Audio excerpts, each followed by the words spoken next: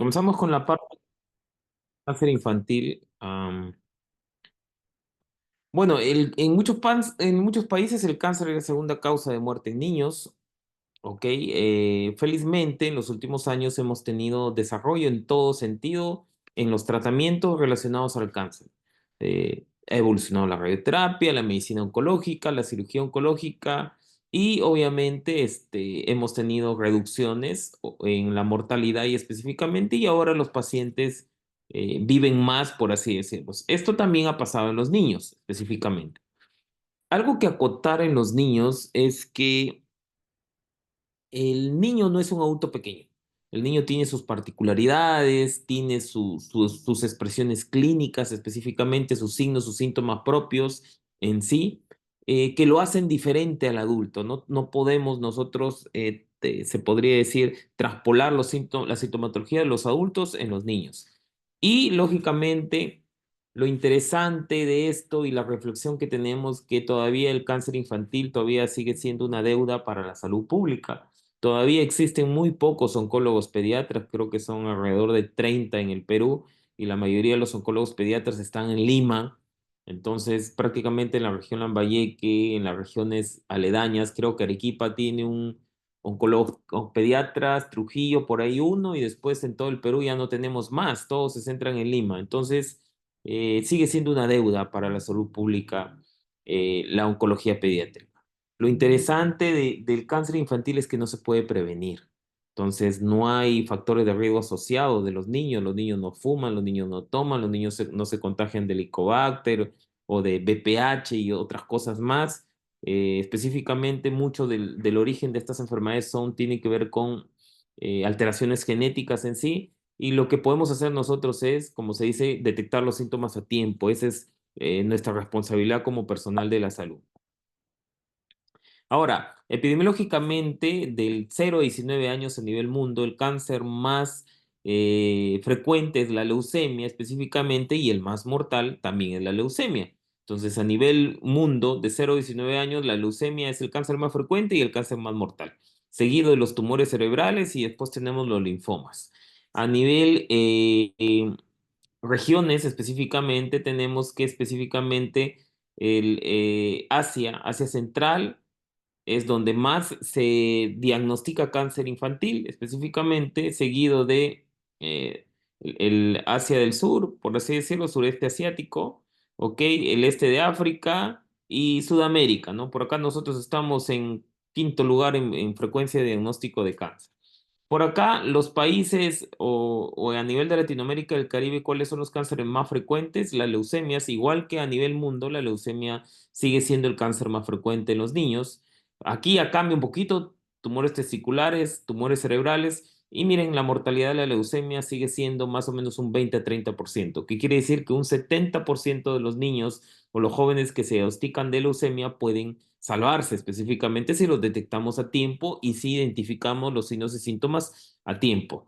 Países que más reportan en Latinoamérica cáncer infantil, Honduras, y después nosotros estamos en segundo lugar, Perú, específicamente tanto en incidencia como en mortalidad de cáncer infantil. A nivel Perú, igualito como a nivel mundial y así como en Latinoamérica, la leucemia es el cáncer más frecuente y el cáncer más mortal. Aquí seguido de los tumores cerebrales. Uno, leucemias y dos, tumores cerebrales.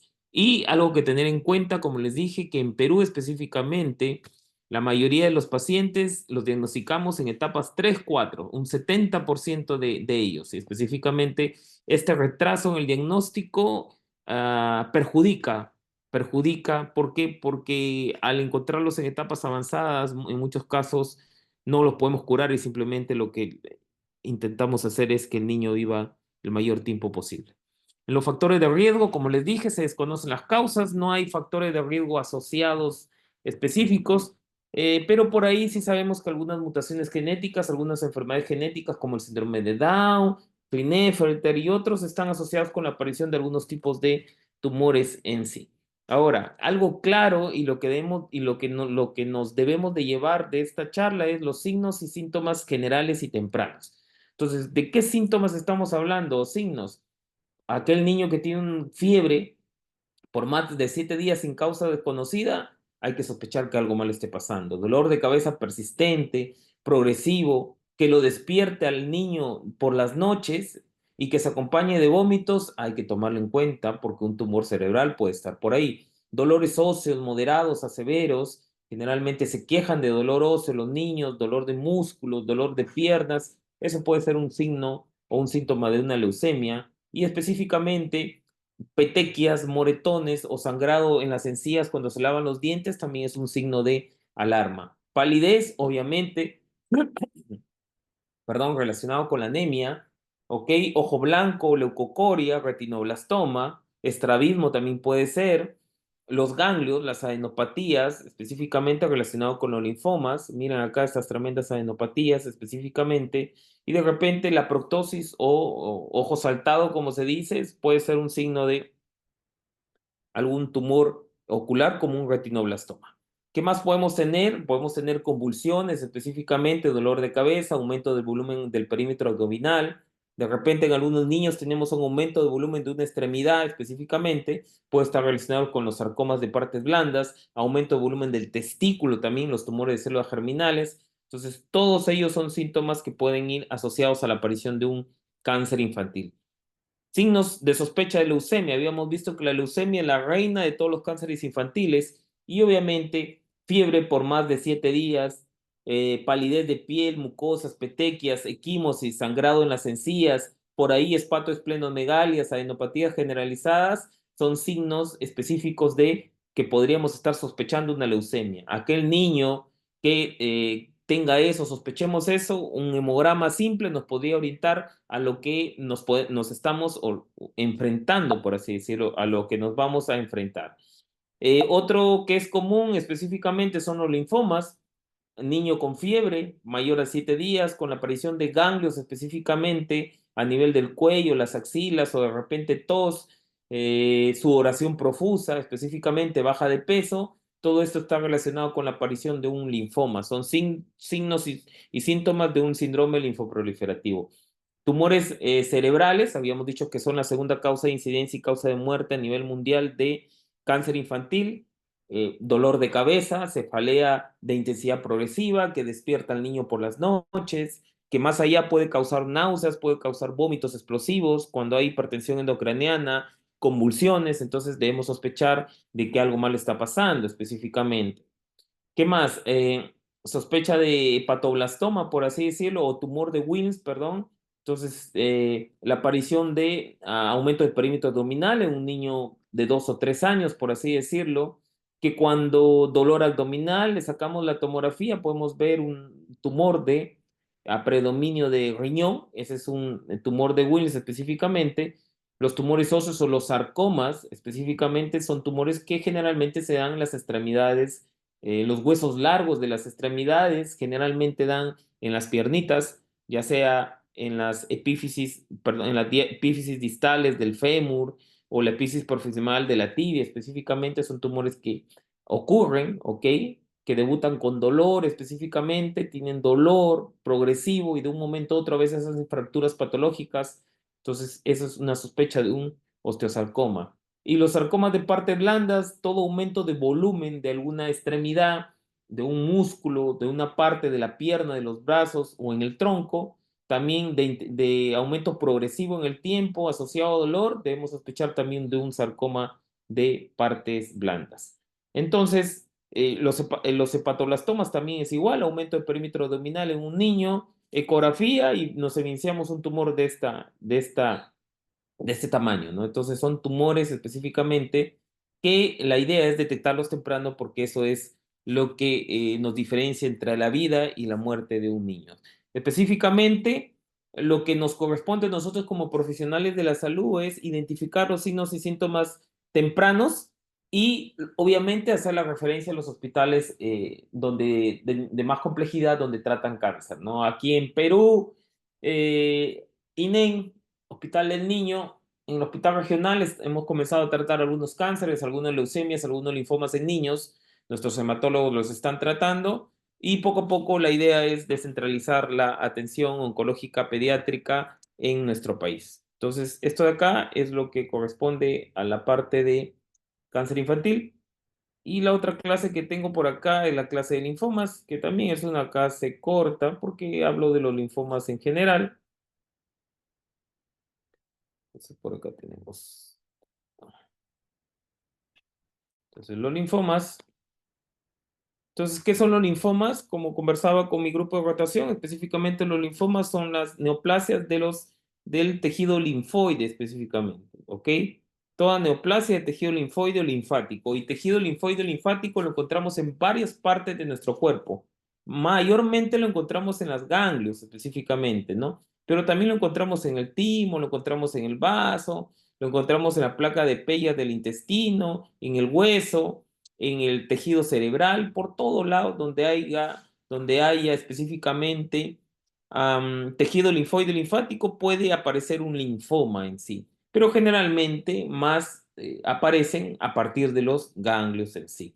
Entonces los linfomas tenemos dos tipos, linfoma de Hodgkin y linfoma no Hodgkin, comparten la sintomatología en la mayoría de los casos, pero específicamente hablando por acá de linfomas, no es una patología que la encontremos con bastante incidencia a nivel mundial, no tanto es así, más el linfoma de Hodgkin encontramos en Europa, Norteamérica, Oceanía, nosotros estamos en cuarto lugar en Latinoamérica y el Caribe, pero lo que debemos tomar en cuenta o tener en cuenta es que la mortalidad es baja, no es mucha la mortalidad, o sea, ¿qué quiere decir? Que los linfomas son potencialmente y altamente curables para tener en cuenta. Es por eso que cuando tenemos un paciente con un linfoma, al toque nomás actuamos. ¿Por qué? Porque podemos salvar a ese paciente. El linfoma no Hodgkin, que es el otro tipo específicamente, es más frecuente en Norteamérica, seguido Cenida, Europa, África y nosotros Latinoamérica y el Caribe, pero lo que ustedes pueden apreciar que el linfoma no Hodgkin es un poquito más mortal o tiene mayor mortalidad en comparación con su primo hermano que es el linfoma de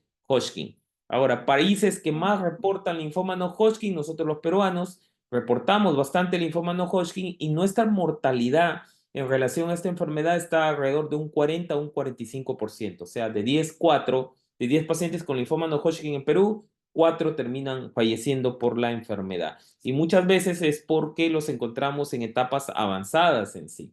A nivel Perú, el linfoma no Hodgkin lo encontramos en sexto lugar en frecuencia, en incidencia específicamente, y como les había dicho, linfomas pueden dar a cualquier edad, desde los niños hasta los adultos. Generalmente la incidencia hombre o mujer es 1.5 a 1. Encontramos dos tipos principales de linfoma en general. Tenemos el linfoma de Hodgkin o enfermedad de Hodgkin y tenemos el linfoma no Hodgkin específicamente. Y hay que tener en cuenta que en juntas estas enfermedades representan más de 35 tipos de estos linfomas y específicamente del linfoma de Hodgkin tenemos 5 tipos específicos en sí. Como habíamos dicho que es una neoplasia que se origina del tejido linfoide linfático,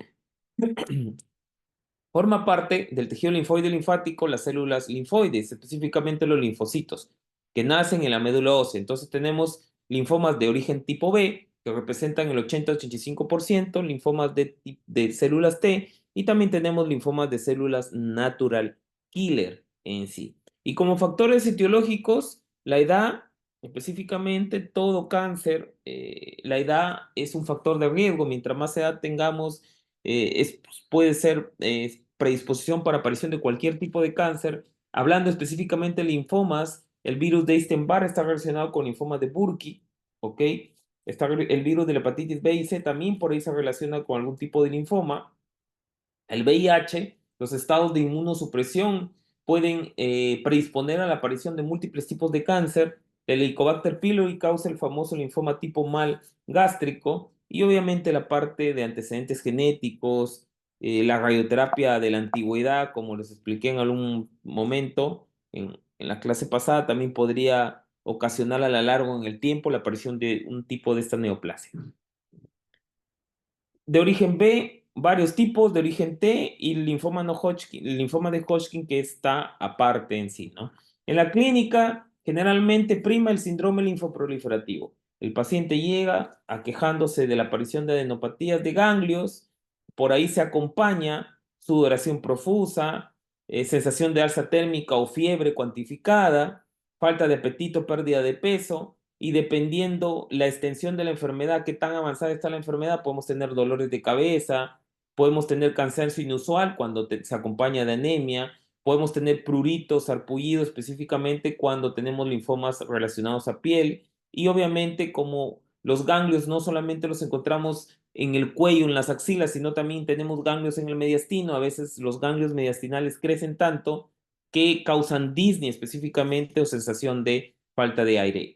Para el diagnóstico, ¿qué hacemos en el diagnóstico específicamente? Lo hacemos por una biopsia, sacamos una muestra de un ganglio, una muestra de un tejido y le hacemos inmunistoquímica, dado que hay una infinidad de grupos o de tipos de linfomas, específicamente la inmunistoquímica, que es un proceso que se realiza al nivel de la muestra de la biopsia, nos permite identificar el tipo, o sea, el nombre y apellido de la enfermedad.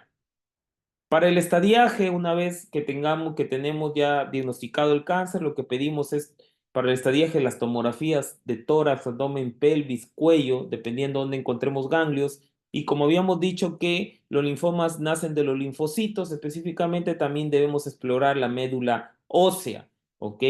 ¿Por qué? Porque cuando tenemos un grupo ganglionar afectado hacia un lado del diafragma, es estadio clínico 1, cuando tenemos dos grupos ganglionares hacia un lado del diafragma, que puede ser en la parte superior o en la parte inferior, estadio clínico 2, cuando tenemos ganglios o regiones ganglionares afectadas arriba y abajo del diafragma, estadio clínico 3, y cuando ya hay afectación de hígado, vaso o médula ósea, como les dije, ya sería un estadio clínico 4. Y los tratamientos de los linfomas van desde la observación, en algunos tipos de linfomas que son indolentes, la mayoría los tratamos con quimioterapia, la radioterapia también lo utilizamos y los anticuerpos monoclonales los asociamos a la quimioterapia para darle más potencia y mayor respuesta al tratamiento. Si nos centramos en sí en el linfoma de Hodgkin, lleva su nombre esta enfermedad por Thomas Hodgkin, que fue el médico específicamente que estudió una serie de casos de pacientes que morían con la aparición de ganglios, entonces él comenzó a estudiar estos casos y en las biopsias de los ganglios o de las masas ganglionares encontró estas famosas células de Reg-Steenberg o células en ojos de búho o en ojos de lechuza, que son células patognomónicas de linfoma de Hodgkin. Como les dije, dos tipos en general de linfoma de Hodgkin, el linfoma de Hodgkin clásico y linfoma de Hodgkin predominio linfocítico nodular. Dentro del linfoma de Hodgkin clásico tenemos la esclerosis nodular, el tipo esclerosis nodular que es el más frecuente, da más en adolescentes, seguido de celulosidad mixta que da más en adultos y después las otras dos tipos tenemos el rico en linfocitos y la depresión linfocitaria. ¿Ok? En sí, la mayoría de los linfomas de Hodgkin debutan como una adenopatía indolora en el cuello, generalmente en la región cervical izquierda, y cuando tenemos la mayoría de veces ya ganglio en el cuello, lo más probable es que tengamos también masa en el mediastino. ¿Ok? Este linfoma de Hodgkin, más o menos un 25 a 30% de estos pacientes hacen síntomas B. ¿Y qué son síntomas B? Baja de peso, sudoración profusa, fiebre intermitente específicamente. ¿Ok? Normalmente el linfoma de Hodgkin solamente afecta a los ganglios. Generalmente ganglios nada más. Linfoma de Hodgkin, ganglios. Pero a veces, cuando hay afectación extraganglionar, el primer sitio que se afecta es el vaso en sí. Para el diagnóstico, igualito, una biopsia con su inmunistoquímica, tomografías tórax, abdomen y pelvis, biopsia de médula ósea, ¿ok? Y de acuerdo a eso, lo que se hace es tratar con quimioterapia y en algunas veces le damos radioterapia. El otro primo, el linfoma de no Hodgkin, es una enfermedad más diversa. Hay muchos tipos de linfoma no Hodgkin y generalmente lo dividimos, como lo habíamos dicho, en células B, que representa el 88% de todos los linfomas no Hodgkin, y los de células T, que en general podrían llegar al 12% de todos los linfomas no Hodgkin. De los de células B, el más común es el de células grandes B difuso, seguido del linfoma folicular, y en los de células T, el más común es el de células T periféricas NOS. Entonces, esos son los principales tipos de linfomas que tenemos. Para el estadiaje, para el diagnóstico, igualito. Biopsia inmunistoquímica. Estadiaje, tomografías, si hay ganglios en el cuello, tomografías de cuello, tórax, abdomen y pelvis, específicamente biopsia de hueso. Y para el estadiaje, el que habíamos comentado de Han Harbour en sí. En cuanto al tratamiento, hablando en general del linfoma de células grandes B difuso, que es el más común, generalmente lo tratamos con quimioterapia asociada al anticuerpo monoclonal rituximab. Entonces, la mayoría de linfomas en general se tratan con quimioterapia. Y para no olvidar, aquella persona, aquel niño que te llega con aparición de ganglios, fiebre, baja de peso, específicamente podríamos estar frente a un linfoma y lo que amerita de nosotros, si estamos en el primer nivel de atención, es derivar a tiempo a este paciente. No sé si tienen alguna pregunta. ¿Preguntas? No, claro, doctor. Listo. Entonces, como les dije, estas dos son dos clases cortitas. Ya las clases ya creo que se las pasé en la sesión pasada. Ayer, mejor dicho, ayer creo que fue que hicimos clases, así que no hay ningún problema con esto. Estudien del librito que le ha dado, de las diapositivas, y creo que con eso fácilmente van a poder dar un examen adecuadamente. Ok, chicos, muchas gracias por su atención. Entonces nos estamos viendo. Gracias. Gracias, doctor.